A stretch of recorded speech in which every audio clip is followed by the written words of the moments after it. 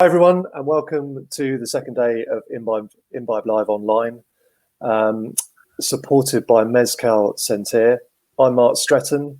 I'm delighted to be with you. I'm Managing Director of Fleet Street Communications and former journalist. I'm so pleased to be part of this 2 days of brilliant informative content for the on-trade ahead of us, many of us reopening from this Saturday onwards. This session is about developing new revenue models for the new normal. As we know, reopening will see us operate very differently in some ways. And over the course of the next discussion, we're going to be looking at how we can diversify our offering across the board to create new opportunities and for some people just to get through. We've already seen some great examples of this, and I'd like to welcome 3 more operators who have been doing great things through the lockdown. They are Sonny Hodge, Ian McPherson, and Carl Brown. So we'll chat to each of them as a way of an intro, and then we'll get a bit more into the discussion.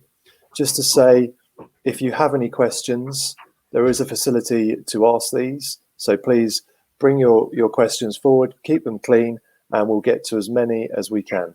But let's just meet everyone. Sonny, if we could start with you, just tell us the name of your business and tell us a bit about your operation and also your background in the industry. Hey everyone, thanks for joining. My name's Sonny Hodge. I'm the founder of Diogenes the Dog, which is a counterculture wine bar in Elephant and Castle. We set up from an innate lack of knowledge within the wine world. Lots of people drink wine, no one really knows much about it. Lots of people spend a good amount of money on it, still not knowing much about it, where we're okay to do that with wine, but we're not really okay to do that with food without knowing about what we're eating, or indeed spending £8 on a pint of beer. You'd question that, but you probably wouldn't question it with your glass of wine. So what we've done is essentially flipped the way that people choose wine. We have an absolutely unknown wine list, getting wines in from sort of Texas, Poland, China, Japan, the Czech Republic, doing a lot of direct importing to have a wine list that no one knows about, so people aren't scared to ask questions because everyone knows that no one knows about these wines. So it's about opening up dialogues, learning new stuff. There are no classics, there are no Proseccos or Champagnes or Sancerres or Barolos and things. It's all stuff that is new and evolving and changing, and it's about learning. My background was in helping set up really successful restaurants, getting them to sort of like Michelin-esque level or to top 100 within London. So I helped in the opening of Margot in Covent Garden. I did a little bit of help in the Fordwich Arms, which has got their 1 Michelin in Canterbury West. And before that was a very much restaurant openings vibe within working in Gaucho. And then a long time ago, whilst at uni, I used to do restaurant openings for Nando's, which from a structural point of view was really good, keen learning. I bet. So you were part of the A team, basically. You came in, got the restaurant up and running, got it working, and then moved on. And then moved on when I got restless. Brilliant. And just explain why that name works. The name of your bar for a counterculture bar. Why does that work? So Diogenes the Dog was a philosopher, like a lesser known philosopher, I guess. He's the founder of cynicism. So he's the guy who came up, he was the original cynic, but I guess cynicism back in the day didn't have as such negative connotations as it does now. It was more about questioning your environment, questioning the politicians who were in charge at the time, the other philosophers who were about and sort of essentially preaching to everybody. He chose to live homeless in this big sort of ceramic jar. He used to like pee in the streets, eat off the floor, openly sort of masturbate in public. Like he lived essentially like a dog because he thought that was the righteous way to live.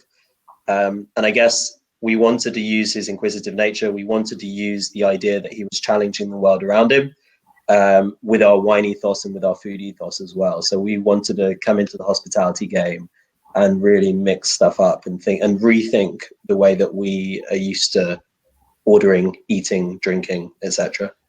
Awesome. And that venue is Elephant and Castle in southeast London, pretty near the centre. Yeah. And just tell us about your food offer. What's the food that goes alongside the wine? So the food sort of follows through from our wine offering. It's all about rethinking and challenging the normal food offering in wine bars. So we have charcuteries that are predominantly made in London, but they're all really, really off-piste. We're importing like cured Belgian ribeye in. Our cheeses are all boozy, so they're all aged in alcohol, and we're making like loads of stuff in-house as well. So doing our own pickles, making our own kimchi. It's a broad food offering that can cater for the big hardcore meat eaters and the vegans and the vegetarians, and most of which we're prepping in-house. Right, I'm sold. I'm coming down as soon as possible. Ian, I'll take a booking. Thank you. Ian, tell us about your business and your background. Yeah, so my background, I started working at a place called the Voodoo Rooms, and then I opened up Panda and Sons, and this is all based in Edinburgh, Scotland in 2013. We've been in the world's top 100 list for several years now, so really proud to kind of fly the flag for Scotland in that capacity. Very much a table service bar, very high volume. We've been in the top 10 also in the world for high volume cocktail bars. I think now our 5th year running, so kind of showing the kind of standards we abide by, and but a really fun setting. We are doing really amazing cocktails and table service, but we want it to feel non-stuffy, everyone's welcome, and again, the whole Panda vibe, because my nickname is Panda, and the whole and Sons lends to the whole family vibe that we want to do. I opened up Hoot the Redeemer, also in Edinburgh in 2015, and this is completely different, still kind of a speakeasy vibe with kind of like fortune teller vibes to it, but this was a bar I created through my lucid dreams. So it's basically a fun fair that's been turned on its head. That's now like a fun fair for adults. So the ice creams are boozy, the slushies are boozy. You've got kind of arcade machine games that be kind of punked up to be so you can play to win cocktail flavors for your drinks. So very much a very fun bar. And then 2 years ago, I opened up a bar called Nauticus with another Scottish bartender, Kyle Jameson, and it's all about Scottish produce and mostly from Edinburgh. The only thing we don't have that's Scottish is the wine. And also in between that, I opened up a bar in LA for Joe Russo, who was the director of the Avengers movies. So that was pretty eye-opening, working in a different culture over there. And then we also very stupidly bought our 4th bar in December, which I'll talk about in just a moment. Yeah, and I don't know if I should ask or not, but I feel like I can't help myself. Where does your nickname come from? It's from my heritage, I guess, because I'm half, I guess, white Scottish, and also half Asian, Korean, so kind of, and also so it's a nod to that. Asia was kind of where it kind of derived from. Okay, thank you very much. And last but not least, Carl, tell us about you. Yeah, so I'm the founder of Tincture, which is a zero waste, sustainable cocktail bar, which has been challenging. So my background is 16 years working behind the stick, really. And then I was the developer. I sort of created the drinks concept for Dishoom, which is probably where I sort of did my most of my stuff. And that was a 8-year-long amazing experience with those guys, to sort of just try and create something, an Indian concept drinks cocktail bar that really sort of stands out. So that was quite an amazing experience. And that's one of the things that those guys are known for, right? Great accessible food, really nice vibe, but also, very good drinks, and not perhaps what you expect in a. Oh, thanks. But it was really interesting. It kind of you've got the culture, and it's like how do you make sure that culture fits in, especially with a culture that doesn't actually have the biggest drinking, heritage.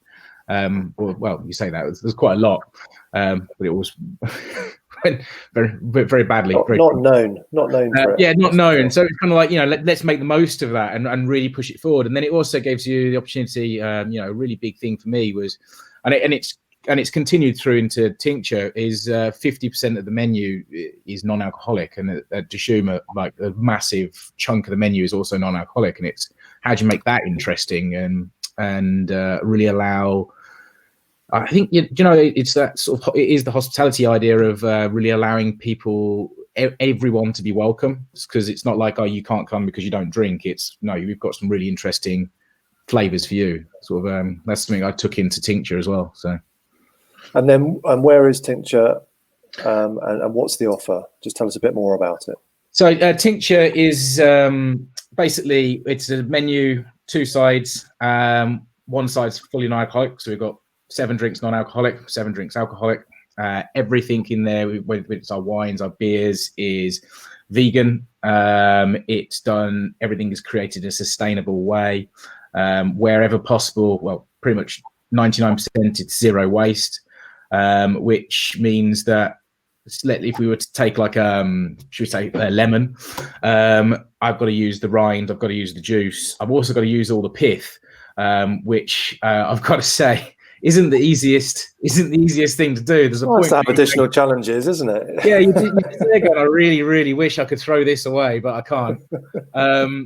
But it's quite good. I'm sure the bin men are very happy, because I did go out with a carrier bag, sort of like this big, of waste at the end of a week, as opposed to anything else. And it's really trying to think through. We only take 4 ingredients each season, so we only do seasonal drinks. So it's four split into 4 periods of the year, and we only choose 4 ingredients for that season, so that we can do no waste. And it's really how far can you push it, and how many drinks can we get out of that one ingredient, sort of thing. Yeah, brilliant. Thank you so much. Right, as ever with these things, time runs away. So let's get into a bit more about just tell us a little bit, Sonny. We'll come back to you if that's all right. Just tell us a little bit about how things were going with the business just prior to COVID, when we started to feel the impact of COVID. And then just tell us about, what you did in the first few days when the world had clearly changed. Yeah. So I guess we've only been open for a year and a half. So we hit a point where things were getting a bit more consistent. We were naturally and organically growing quite nicely. And I think the night that COVID hit, or the night that the bars got shut down, essentially, we had a full bar. It was a Friday night. We actually had like a lot of our regulars flock to us to have like their final drink at their favorite wine spot. That was weird, wasn't it? It was like the Last Supper almost, or the last meal. It was a very emotional night. Being surrounded by a room of people that that really love and support what you do, but knowing that it could be no more. The next day we opened. So on the Saturday we opened as a grocer. So I guess overnight I reprogrammed all the tills to be able to sell, instead of a portion of bread and olive oil eat in, like we've got amazing bread, we started to sell it on a retail format to take away. Same with the cheeses, the meats, everything that we had in the building, we sold retail. The first week was scary. We had a lot of our regulars that had sort of supported us and come in and just bought stuff because they wanted us to be there on the other side. We also launched a phone sommelier service that night, which essentially is, because our wines are so unknown, and because they need dialogue, and because the whole concept is built around education and teaching, and it's not about picking a random wine, drinking it and hoping it's good. It's about talking about the technical aspects of wine without any of the fanciness.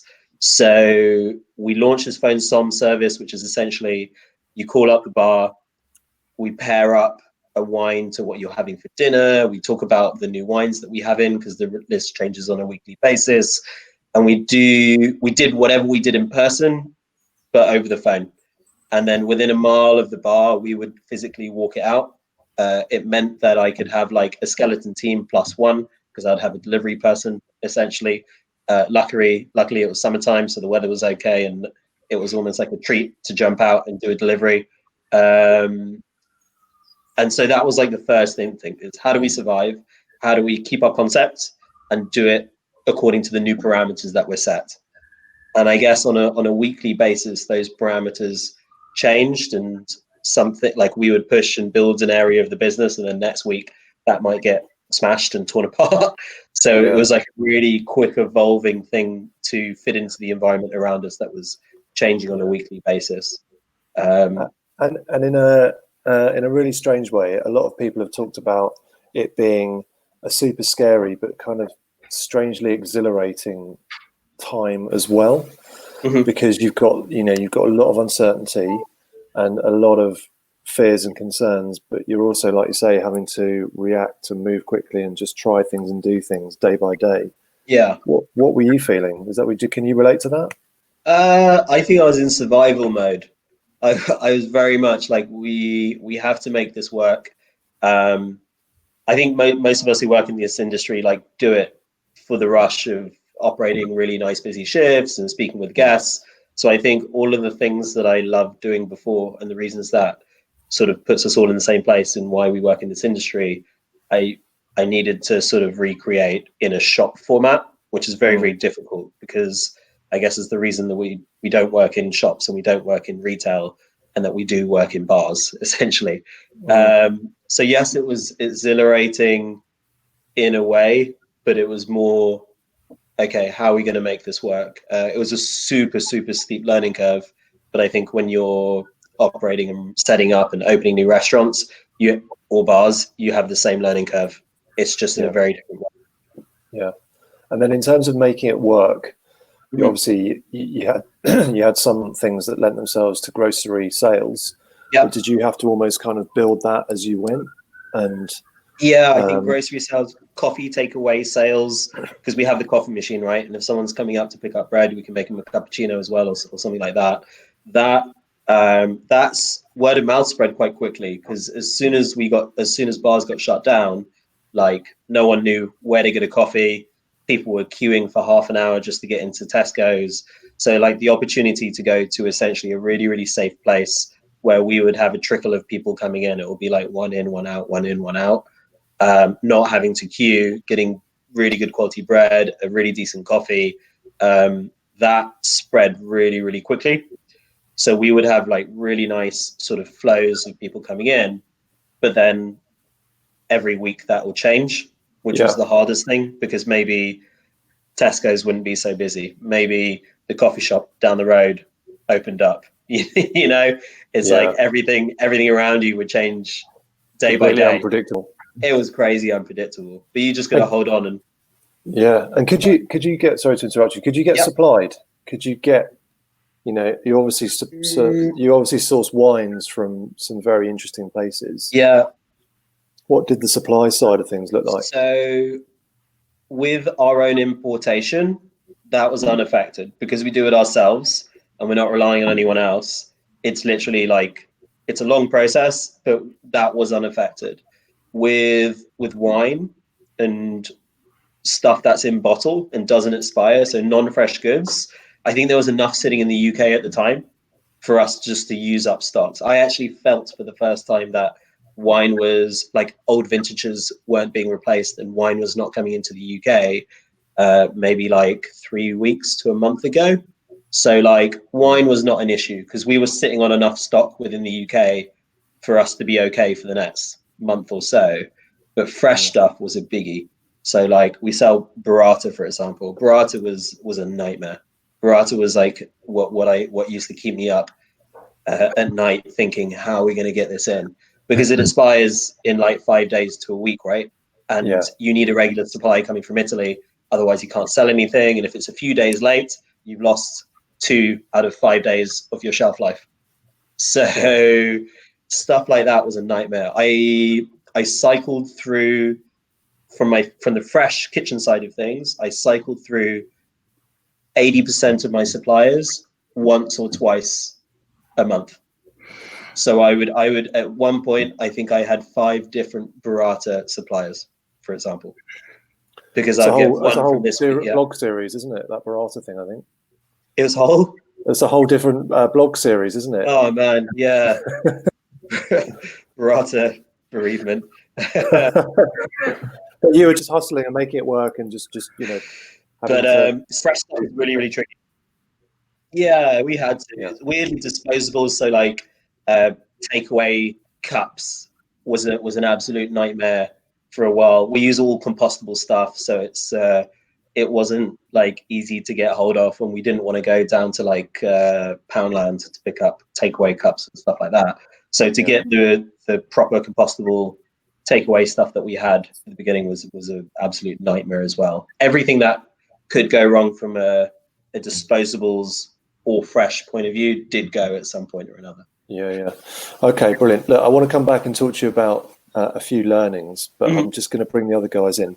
Cool. But just to mark your card, I want to ask you about what you've learned and GPs and the economics of it and the challenges of it. But Ian, let me bring you in and just tell us a bit about, I don't know if you want to focus on one of your bars or talk about the group, but if you take Panda and Sons, what was that business? What was that business doing just immediately prior to lockdown? And then what were those few days? Tell us your version of the story Sonny's just told us. Well, I mean, running up to lockdown, we're taking a close eye on what was happening around the world, and I think as Brits, we're very naive to the fact that it would ever happen to us. We're constantly like, no, we're a first world country. This is going to be fine. And it's slowly. I was keeping a track of it, and it was getting quite bad. We actually made a call to close before the last weekend before lockdown. It just wasn't safe anymore, and I think the welfare of my staff and customers became a lot more of a priority then. I couldn't wait any longer for the announcement. I just had to close, regardless of insurance, and that was one thing we had to make a call on as well, was closing before we could maybe get our loss of revenue from insurance. But I made the right call. I think I still believe that. But trying to be positive and have a sense of realism. Back then I was trying to explain to my staff and everyone, like, we're not really going to be opening till the beginning of August, and everyone just thought I was mad. And I kind of, everything I said back then is all happening, and I was like, look, this is going to be a long recovery period, time of us being closed. It was very strange. I guess when closing all the bars, I kind of had that feeling, am I ever going to see these bars opening again, which was a very strange feeling, and it took me a couple of weeks to kind of really get used to or accept that, but still obviously have, as Sonny touched on, the kind of survival mode instincts kicking in. And then obviously the furlough was a very stressful period, because one day they'd say one thing on the TV and you'd think that was the case, but then they'd change the rules on a daily basis, add things, take away things. And then your staff were hearing stuff before you did.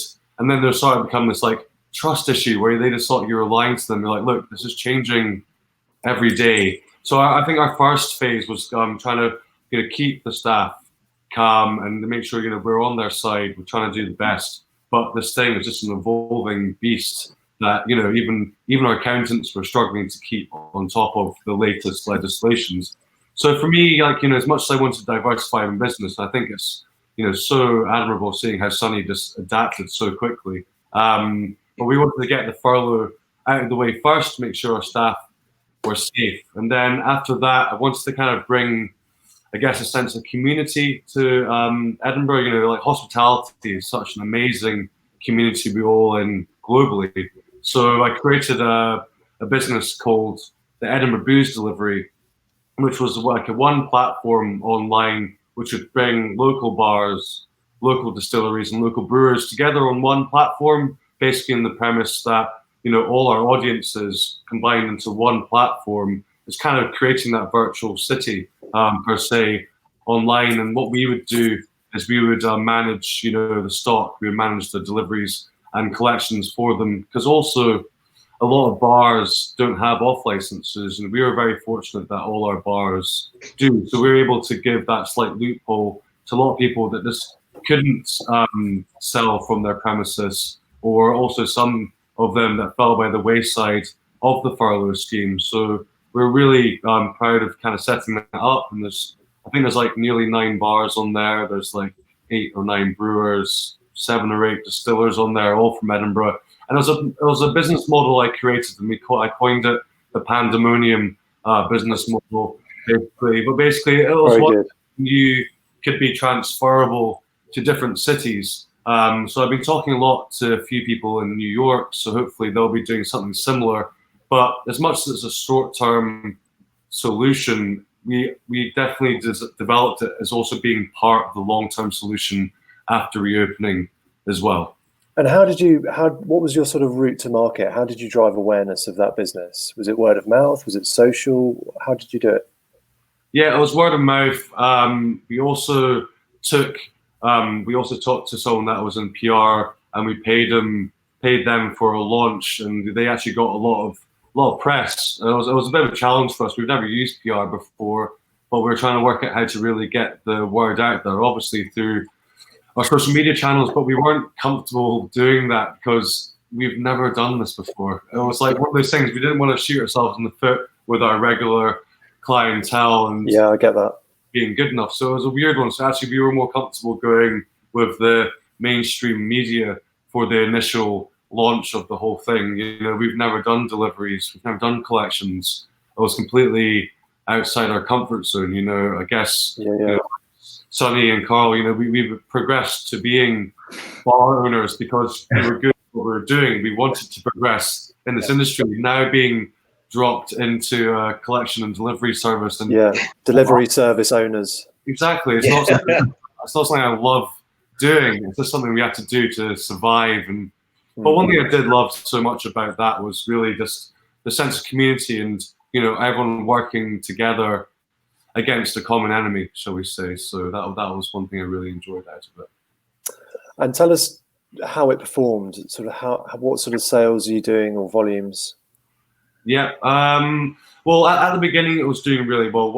When everything was still on full lockdown, we were steadily, probably, because we only did Thursday, Friday, Saturday, so still give it a kind of special feel to delivering. And I guess we're averaging about over each day. I mean, Friday was always our busiest. It's kind of going back to the old days when Friday was the busy day, not Saturday. And we're probably averaging like 1,500 to 2,000 a day on that. But then again, we're having to make that realization where we're not, you know, going for the 70, 80% GP. You know, we're now looking at the 40% GP because all the staff are on furlough as well. You know, I found myself going back full circle and doing all the tasks, but that was good. But once the laws got relaxed, that really hit our deliveries and collections. But we did pivot quickly to that. We saw that was going to happen. So with one of our bars, Nauticus, which is our only kind of ground level bar, and it's very much around a kind of community area rather than being city centre, we set up so we could do contactless payments and, you know, drinks to go from there. And that really actually overcompensated the drop, actually, which was quite interesting. Being Scotland, it is very weather dependent, but, you know, on a sunny day through our drinks to go, we were making pretty much, I think we hit our 3rd best sales on one day here. But obviously not really, but the turnover of one of our days was our 3rd best take ever, which was insane. But that was a sunny day. And again, just to reiterate, in Scotland, they're going to be few and far between. So we need a long, hot summer in Edinburgh. Yeah. We're hoping for one sunny weekend. We haven't got yet. All right. Thank you. And Carl, let's come to you. Tell us we know you just opened. Yeah. And you were getting amazing reviews. And then lockdown happened. Yeah, so I'd done a month's soft launch where I just sort of wanted to make sure that everything was getting ready and working, and I wasn't wasn't getting too much waste and things like that, and got everything perfect. And I was launched. I did a month solid, where I got some absolutely amazing reviews. I was really starting to sort of get the ball going. the guests were coming down to visit us, and it was really lovely feeling. Obviously, we had our quiet nights and things because we were sort of still growing, only a month old, so not everyone knew where we were. It really isn't the easiest location to find either, so hidden underground in Brick Lane. But we were sort of getting everything going, which was absolutely fantastic. And then lockdown hit, which was sort of a punch in the face, is the nicest way to put it, I think. And it was part of the tincture model was always to have takeaway. It was always literally built into the business. The idea was that we wanted you to come down to tincture and have a really interesting experience tasting these zero waste drinks using seasonal ingredients. But not only could you taste them in the environment and have that sort of feeling while you're at the bar, you could then buy those drinks and you could buy a bottle of those tinctures and take them away and have them at home. And that was always part of the model. Obviously, that wasn't 100% ready to go. I had all the off license set up and everything like that, but the model of being able to take it away wasn't ready. The plan was we were going to get 3 months under our belt, open, full whack, and everyone comfortable with the site. And then the next season, when we did the season menu change, the next season we'd then launch the takeaway part of the business. So lockdown happened on the Friday, wasn't it? And then on Saturday morning, my Amazon delivery of all the items I needed to do takeaway arrived at 9 a.m. and I was down at the bar putting everything in little pouches. Completely switched the website overnight, which was fun. A long night.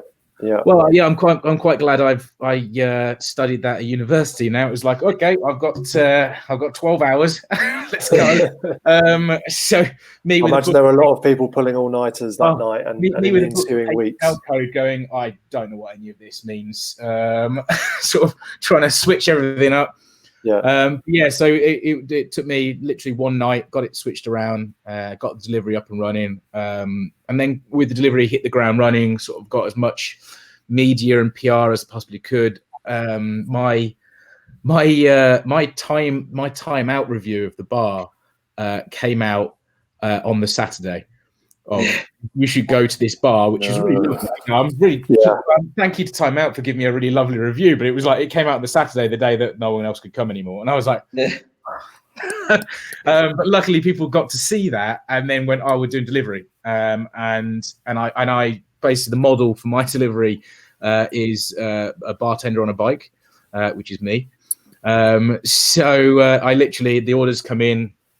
All of the drinks are fresh, because all of our drinks are seasonal drinks, and with this sustainable ethos, all the drinks are pretty much made to order, very fresh, using fresh ingredients and things like that. So it was like, okay, I'm going to make these, load up my bike, and then cycle around London.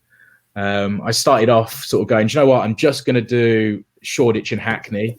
Then I realised that most of the people that wanted my drinks, for some reason, live in Clapham. Further, so I started. Interesting research discovered. Yeah. I was like, everyone seems to want them in Clapham. Okay, that's where I'm going to go. That's where your next bar is going to be. I think everyone's on the Common. So sort of, okay, I'm going to expand this, and how does that affect me? I was just doing delivery to start off with on Wednesdays and Fridays. I was like, I'm going to make 2 big days. Wednesday, get through hump day. And Friday, it's just, at least you can order it on Friday, and then it's same day, and you get prepped for the weekend for your drinking. And I was like, I'll aim and just market it to those 2 days. And then I think, was it last month? Yes. Start last month. I went, do you know what? 7 days a week, but next day delivery, because then that meant that it just gave me time to plan. More manageable. Yeah. Plus, the same as what Sonny was saying. It's only in the past month or so where suppliers and things like that have started becoming an issue. Mm-hmm. So the next day gave me that chance to go, hang on, I need to run around everybody that I possibly know to find 1 bottle of tequila, because my order isn't coming in. So that next day sort of gave me that sort of boundary.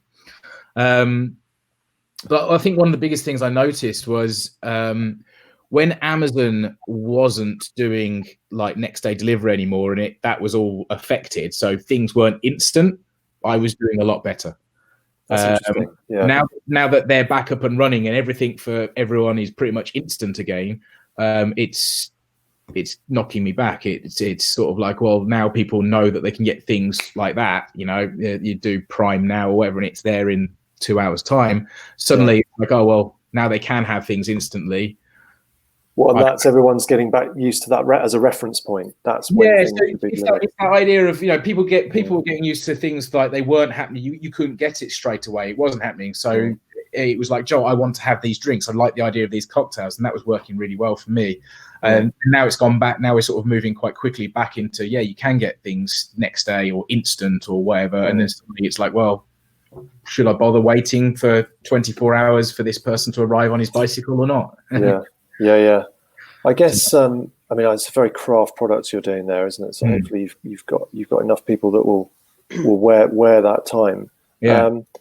We've got a load of questions racking up, so I'm going to get to those in just a second. But let me just ask you about your approach to GPs and profit. And Ian, you've already mentioned it. A lot of people I've spoken to just talk about this being a get through, and you just want to have cash coming in. And as long as you're almost breaking even, that works. But tell us what your approach has been in terms of GP and managing profitability. So, I mean, for me, so I unfortunately have lost the bar now,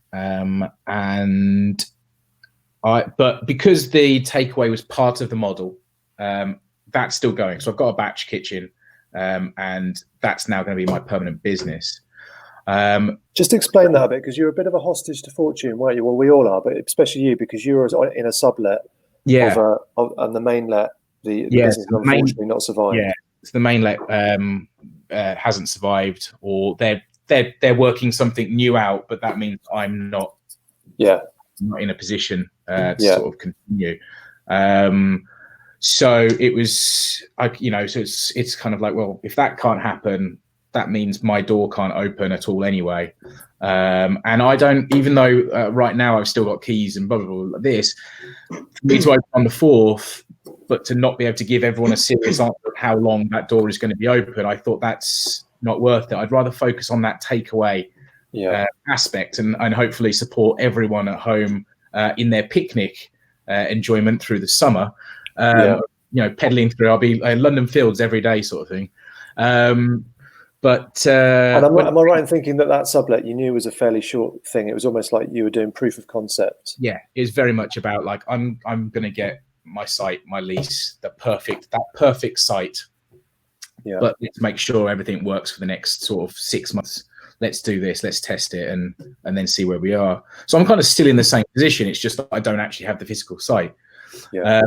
But with the takeaway idea, it when it comes down to GPs and things, I'd already planned in that the difference between going what my GP in a bar would be and when I'm selling it on site, as opposed to what my sort of wholesale and takeaway offering would equal. I think where it varies for me is because I cycle every drink myself, I'm not factoring in that time. Sure.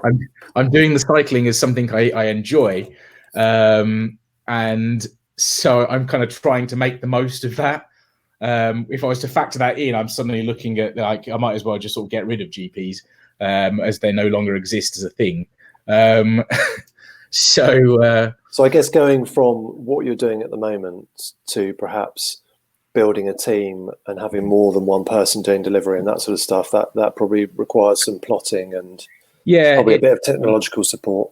It's just taking that time to sort of, at the moment it's sort of looking for how do I work out the best routes, and then if I take someone else on to expand the delivery range. I mean, at the moment I'll deliver anywhere within the M25, but you've done Chelmsford, haven't you? I've done Chelmsford, well east of London. Yeah, I did Reading. I never want to cycle to Reading again. That is horrific. Yeah, so I've done some crazy for those guests that are willing to give me a couple of days to sort of sort myself out. I am willing to do some crazy ones. So I went to, what was the furthest I've done? Winchester. That is a proper hike. That's a good 50 miles, I would say. Yeah, that was a big one. Luckily, with that, it means that I could actually sort of say this is my exercise for the day, and make it a very pretty journey. Yeah. Rather than that, I've got to get to Stratford, which is not very far, but it's a really hectic journey. Yeah. No, absolutely. Okay, great. Let's bring Sonny and Ian in. Let's just talk to me about that premise of GP and what your approach to profitability was, and then I'm going to start running through some of these questions. So, Ian, what were you thinking as you were getting into this? Was it just a case of getting some cash coming into the business, trying to soak up some overhead, and if you made a profit, fantastic? I mean, yes and no. I mean, one thing I found, obviously, like a lot of wholesale off licenses, they're kind of hitting like 35% GP, and that's what we're hitting off the kind of bottled spirits and beers.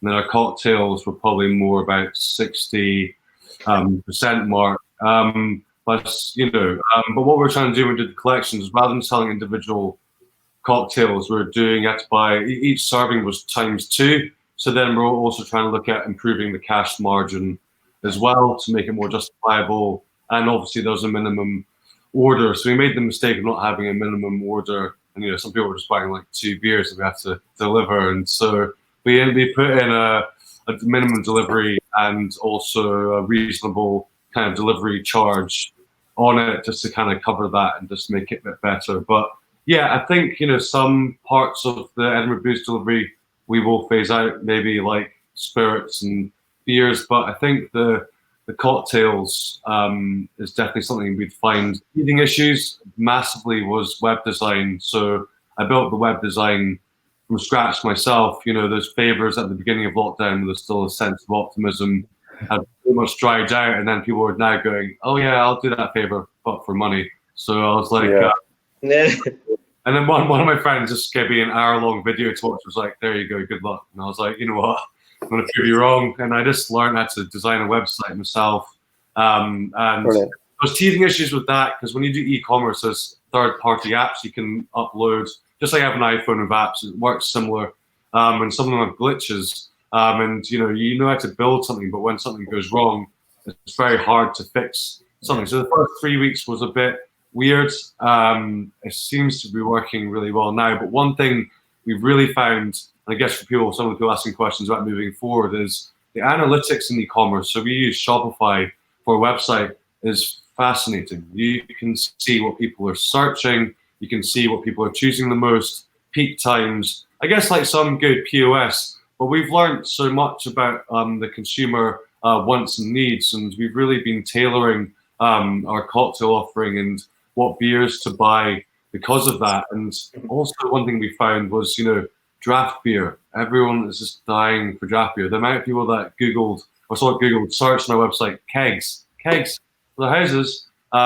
So yeah, it was really. And have you been taking kegs to people's houses? No, but one thing we found, that's why we realised that beers to go was going to work really well. People coming to order a pint, give it a sealed vessel to take away. We knew that was going to work so well by offering that, and we do growlers that we can deliver and 2 pint cartons that we deliver as well. So we just understood that from that, and I think moving forward from learnings from this, we want to get so much more analytics involved with our bars and really understand exactly. Obviously, we're not going to cater exactly for what they want, but at least we can find a nice medium of our theme or our concept with a balance between what we've seen they're also really wanting as well. And just bringing in a bit more understanding of customer behavior and what drinks people might want or what people order together and that sort of thing.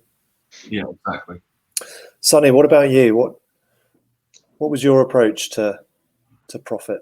So I guess to get into it, it's probably easy to explain a little bit about the background. So Diogenes is set in a really old school ex-National Front pub. So it's a very dodgy old pub, but as you can imagine, like the parameters of the pub are much better set up for smashing out beer.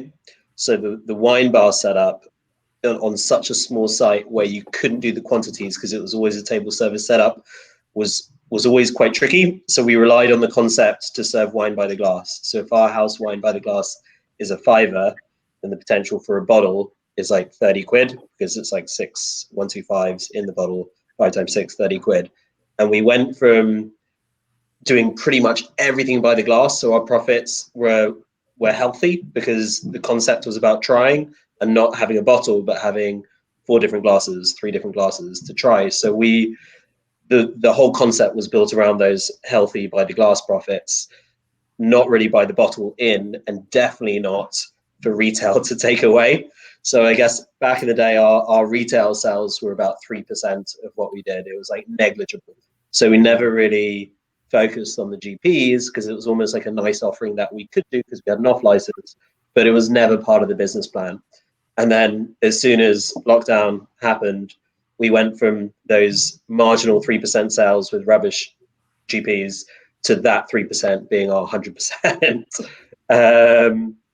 So then immediately, because we had been doing off sales before, a small aspect of it, I couldn't just rejig all our prices because people knew those wines and they'd been buying those wines take away the last year. I can't just put the prices up. So then I had to even more brutally cut out all of the middlemen that I would have had to, or as many middlemen as I would have had to work with.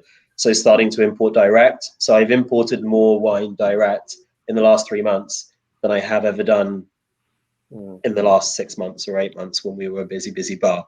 So that was one aspect. Is that something that you will keep doing now?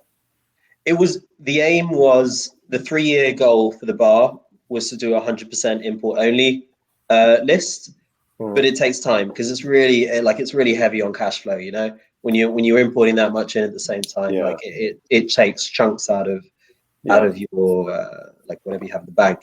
So yes, it was the plan, but it was a steady and safe rise to doing that. But now it was like, okay, we've got the impetus. We need to make as much margin on these off sales as possible. And that's the best way not to compromise your customers and not to compromise your concept as well. The other thing that is in the works and is sort of coming close to fruition was we're going to start making our own wine soon, which is going to be our house wine. Amazing. It's a 6-month project, but it means we cut out a winemaker, we cut out the supplier, and it means we've got a sort of hero product. That's our house wine that is going to be stunning at the price point. We're getting it in 20-litre bag-in boxes, and you come fill up your own bottles. But it means we can cut the cost down on weight of glassware traveling. It's really efficient size-wise, but in many ways, it gives us a great house wine that gives us healthy margins for the future. And I guess the second big thing was the phone sommelier setup was not efficient at all. It's 20 minutes on the phone, getting someone 2 bottles of wine, then walking a mile, which is another 20-25 minutes, and then walking a mile back. It's taken a member of the team almost an hour to sell 2 bottles of wine.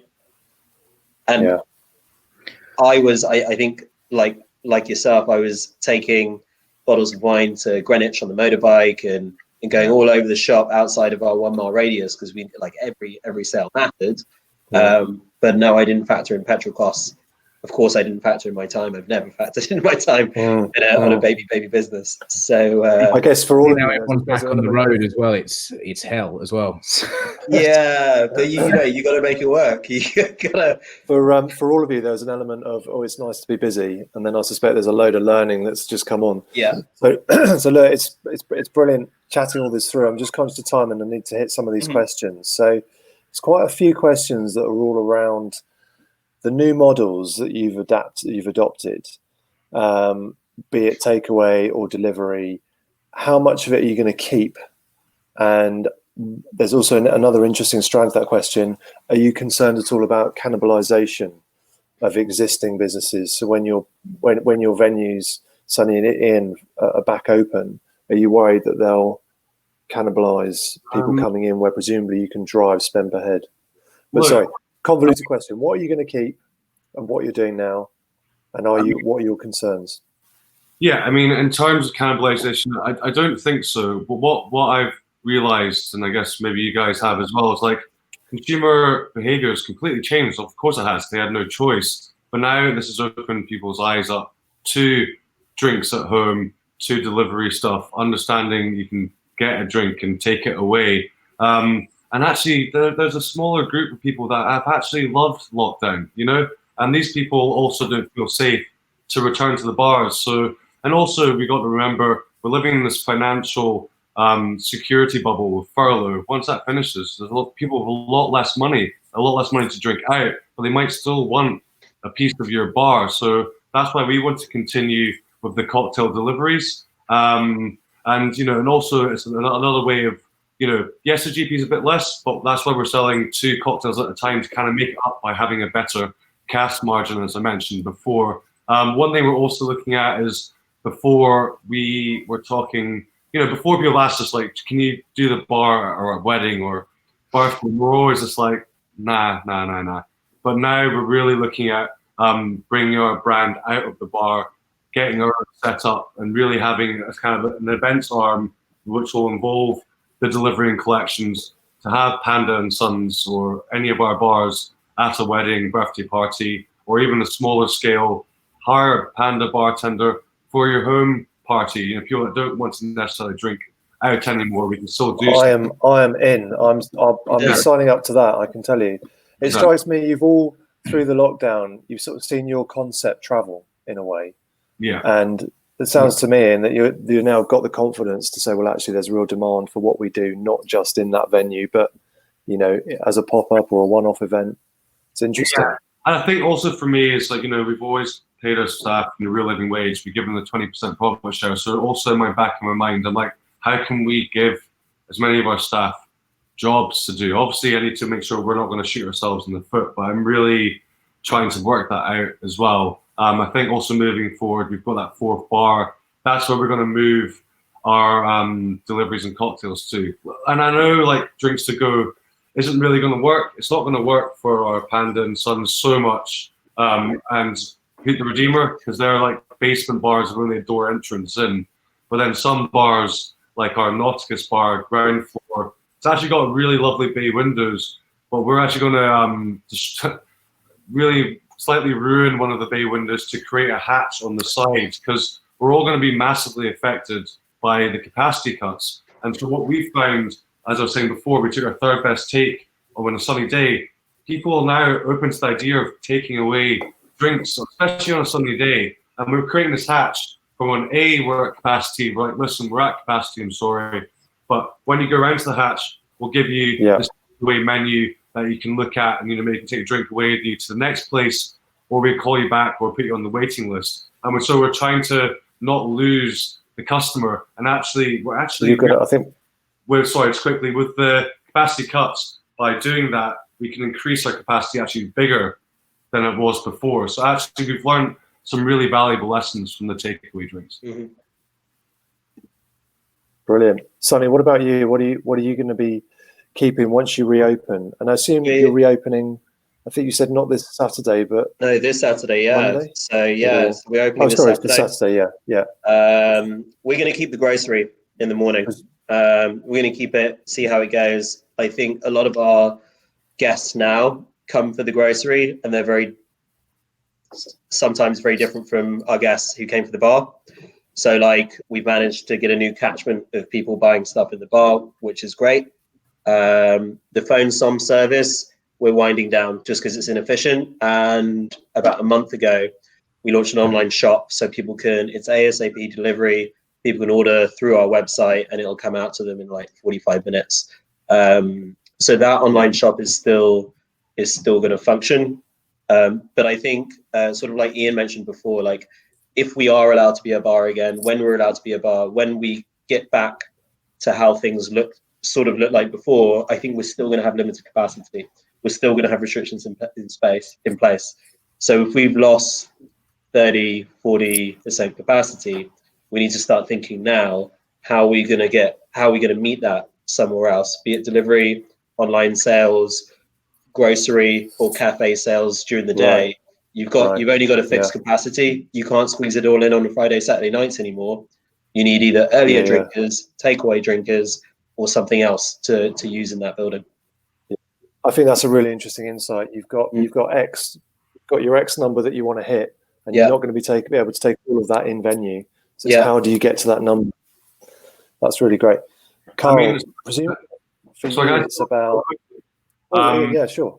Sorry, just really quickly. Also, ladies and gentlemen, if you haven't done much during lockdown, it's really hard psychologically to do this because you've done all the hard work already. You've already opened your bar, your restaurant. You're now having to do the hard things again, also reopening, but trying to diversify your business. It's not as fun as running your bar, but if it's going to make money, you got to do it.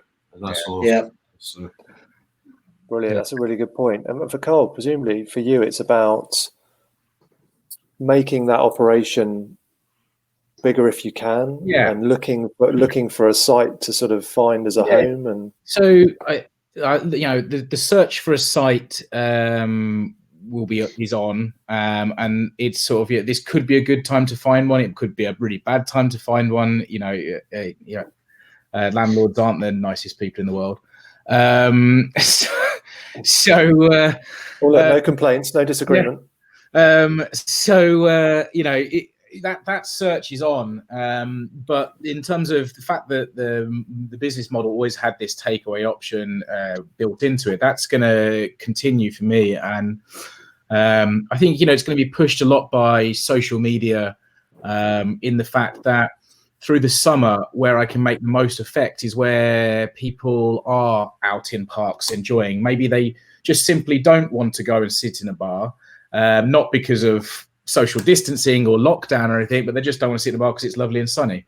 And I think that's where I'm going to try and push through this summer period, because the bar originally was a basement bar anyway, so summer's not the best for basement bars. So it's going to be like I'm going to try and push that social side of it, where I'll do an announce that I'm doing takeaway to, like, I don't know, Hyde Park one day or something like that, and that kind of thing. And it's sort of like, how can I push that so that people can have some great drinks, some interesting drinks and things, still enjoy it in whatever setting they're in. Try and take away that. Or try and give them a treat, if you know what I mean. It's that I have to move from my picnic spot. I can get this, and it's sort of, when I get a new site, it's probably the takeaway option will be more of a click and collect rather than a delivery, because instead of me being able to pedal, I'll be on the bar. So that will switch that way, but that element of takeaway will still be there. But until that point, it's very much like let's how can I make the most of this? Gents, we're out of time. I'm sorry, and I'm sorry to all those people that asked questions that we didn't get to. If people want to check you out, what are your social media handles? Where can they find out more about what you're doing? Cole, let's start with you. So the bar is the bar.tincture. Or I'm always on mine, which is London_Carl on Instagram. You can just find out London_Carl with a C. I'm always posting sort of where I'm going to be, what I'm doing, when deliveries are, so best way to get hold of me. And I've stalked your Instagram; it's very good, so I would highly recommend. Ian, what about you? My personal Instagram handles the Cocktail Panda, then obviously the bar's names Panda and Sons, Hoot the Redeemer, or Nauticus Bar. Brilliant, thank you. And Sonny, how about you? Instagram's probably the way forward because it links you to the website, to the shop, and everything. So it's Diogenes_the dog. So Diogenes_the dog. Brilliant, thank you very much, guys. That's it. Thank you very much for watching. This has been part of Imbibe Live Online, supported by Mezcal Sentir. I'd like to once again thank our guests, Sonny, Ian and Carl. All sessions will be available to watch. Thanks, guys. All sessions will be available to watch on demand later. Don't forget, there's plenty more coming up. Up now on Instagram Live is an interview with Dino Moncrief on educating to eradicate racism in the hospitality industry. And back here at 12:30 is a panel on supporting staff in the return to work when hospitality reopens. But for now, that's it. Thanks very much. Thanks, guys. Cheers. Cheers. Ciao, guys. Thank you. Cheers. See you.